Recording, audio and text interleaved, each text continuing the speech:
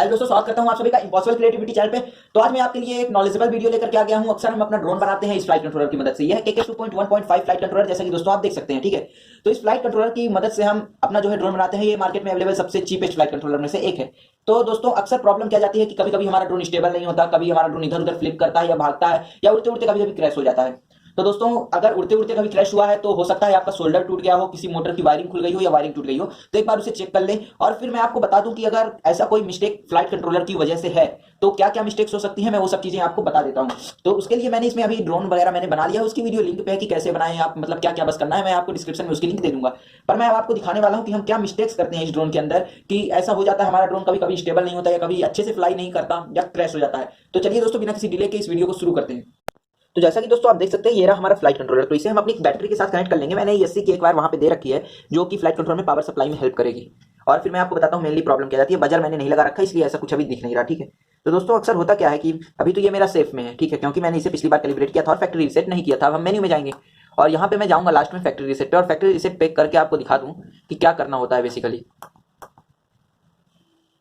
तो जैसा कि दोस्तों आप देख सकते हैं ये हमने यहाँ पे कैलिब्रेट बाकी फैक्ट्री रीसेट कर दिया। अब आपको यहाँ पे करना क्या होता है, जो है हमेशा अपना जो ड्रोन है कहीं से भी आप फ्लाइट कंट्रोलर परचेस करें तो उससे पहले आप एक बार फैक्ट्री रीसेट कर देते हैं। मैंने आपको सेलेक्ट करना होगा आप बना क्या रहे हैं। लोग सिंगल कॉप्टर बनाते हैं, 2 मोटर का, सिंगल डोल कॉप्टर, मतलब कुछ भी। तो अक्सर लोग क्या बनाते हैं, क्वाडकॉप्टर, हेक्साकॉप्टर, ऑक्टोकॉप्टर। ठीक है, तो आप यदि क्वाडकॉप्टर एक्स मोड भी बना सकते हैं और प्लस मोड भी बना सकते हैं। तो हम एक्स मोड मान लेते हैं कि एक्स मोड में हम जा रहे हैं। तो हमारी जो पहली मोटर होनी चाहिए, पहली बात तो हमारी जो यहाँ पे आप देख सकते हैं ये हमारी पहली मोटर होगी, देन सेकंड मोटर लगेगी, then third, then fourth, then fifth, then sixth.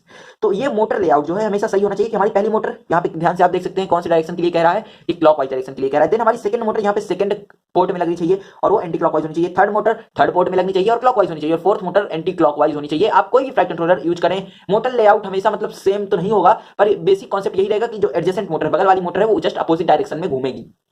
तो आप एक बार अपना मोटर लेआउट और मोटर कौन सा है, पहली में कौन सा लगाया है, दूसरा में, तीसरा में, चौथे में कौन सा मोटर लगाई है, ये आपको बेसिक एक बार जान लेना है अच्छे से। और आपको अगर गलती है तो ये सुधार लीजिए। अब हम यहाँ पे नेक्स्ट करते हैं और लोग अब मिस्टेक कहाँ करते हैं वो मैं बताता हूँ। और हमारा यहाँ पे दिखा रहा है एसीसी कैलिब्रेशन, मतलब एक्सेलेरोमीटर कैलिब्रेशन, जिसकी मदद से ड्रोन खुद को, मतलब फ्लाइट कंट्रोलर ड्रोन को स्टेबल रखने में मदद करता है। तो यहाँ पे जो एसीसी कैलिब्रेशन है, आप एक बार इसको पढ़ लीजिए। Place the aircraft on a level surface and press continue, the flight controller will then wait 5 second to let the aircraft settle down. तो आप जब इसे कंटिन्यू पे प्रेस करें, एसीसी कैलिब्रेशन ये हमारा सेकंड स्टेप होता है, ड्रोन बनाएं या हेक्साकॉप्टर कुछ भी बनाएं। तो एसीसी कैलिब्रेशन में बेसिक होता क्या है कि आप अपना एक पोजीशन जान लेता है कि इस पोजीशन पे हम स्टेबल रहेंगे, ऐसा ऐसा एंगल होगा।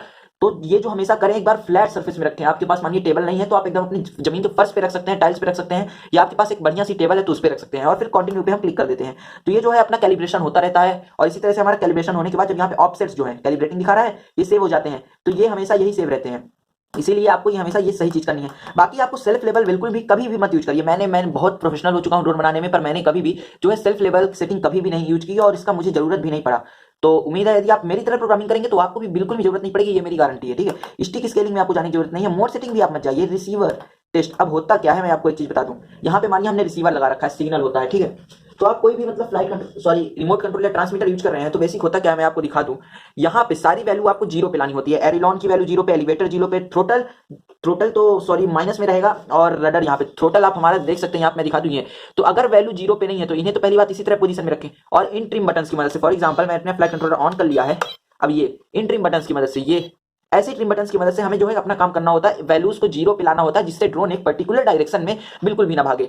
तो अभी तो यहाँ पे मैंने रिसीवर नहीं कनेक्ट कर रखा है इसलिए नो सिग्नल दिखा रहा है। तो अब हमें आगे करना क्या होता है, अपना नेक्स्ट स्टेप क्या होता है। अब बहुत से लोग करते क्या है कि किसी कहीं पे देखा कि कोई पीआई एडिटिंग कुछ ऐसा कर रहा है, कुछ ऐसा कर रहा है।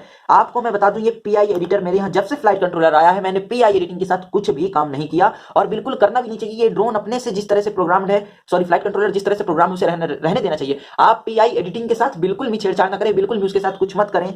इससे ही मेनली कभी कभी मिस्टेक होती है। आप कहीं पे ढूंढते हैं, सर्च करते हैं कि क्या होनी चाहिए पीआई एडिटिंग ड्रोन के लिए, हेक्साकॉप्टर के लिए, तो ऐसा कुछ नहीं है। आप सभी के लिए सेम पीआई एडिटिंग अपने से फ्लाइट कंट्रोलर सेट कर लेता है जब आप मोटर क्या बना रहे हैं ये सेलेक्ट करते हैं। इसलिए आपको इसके साथ कुछ भी करने की जरूरत नहीं है। अगर आप बस इतना करेंगे, सेल्फ लेवल कभी भी चालू मत रखिए। आप चाहे तो बजर लगा सकते हैं, बैटरी यहाँ पे बैटरी का कनेक्ट कर सकते हैं, ठीक है। तो अगर आप ये सब चीजें, और यहाँ पे जो सिग्नल वायर है, सिग्नल को सेम, ये पहला होगा, ये दूसरा, ये तीसरा, ये चौथा चैनल, तो रिसीवर के भी सेम होने चाहिए। तो अगर आप ये सेटिंग करते हैं KK2.1.5 फ्लाइट कंट्रोलर के साथ, तो दोस्तों आपको इसमें भी कोई भी प्रॉब्लम फिर नहीं जाएगी। आपका ड्रोन जो है एकदम अच्छे से फ्लाई करेगा। यहाँ पे नो या ऑन पे इसलिए दिखा रहा है क्योंकि मैंने रिसीवर नहीं कनेक्ट कर रखा और मेरा जो है ट्रांसमीटर भी ऑन नहीं है। तो दोस्तों उम्मीद है आपको ये वीडियो अच्छी लगी होगी। एक बार मैं आपसे कहता हूँ, एक बार इस सेटिंग को करके देखिए, आपका ड्रोन एकदम स्टेबल फ्लाई करेगा, ये मेरी गारंटी है। तो दोस्तों वीडियो देखने के लिए धन्यवाद। हम आगे भी ऐसी ही धमाकेदार या फिर नॉलेजेबल वीडियो लाते रहते हैं, तो हमारे चैनल को सब्सक्राइब कर दीजिए। वीडियो अच्छा लगा हो तो लाइक कर दीजिए। हम आगे भी ऐसी अच्छी अच्छी वीडियो बनाते रहेंगे।